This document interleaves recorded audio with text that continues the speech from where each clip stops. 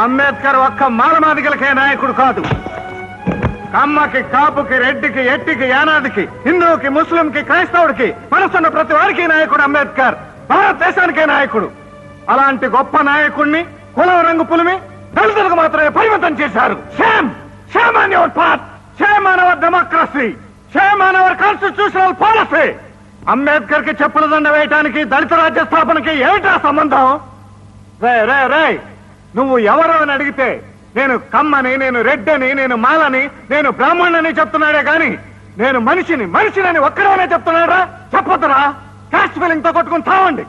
కులాల వారిగా విడిపోయి మతాల వారిగా పొడుచుకుని కమ్మ జిల్లా అని, రెడ్డి మండలం అని, మాల రాష్ట్రం అని గాంధీ గారిని ముక్కలు చేసినట్టే దేశాన్ని కూడా ముక్కలు చేసేయండి. సిగ్గొదిలి, శర వదిలి, నీతొదిలి, జాతి వదిలి, మంచొదిలి, మనసొదిలి నరుక్కోండి, పొడుచుకోండి. కళ్ళు రెండు పొడుచుకున్న జాతి కథ.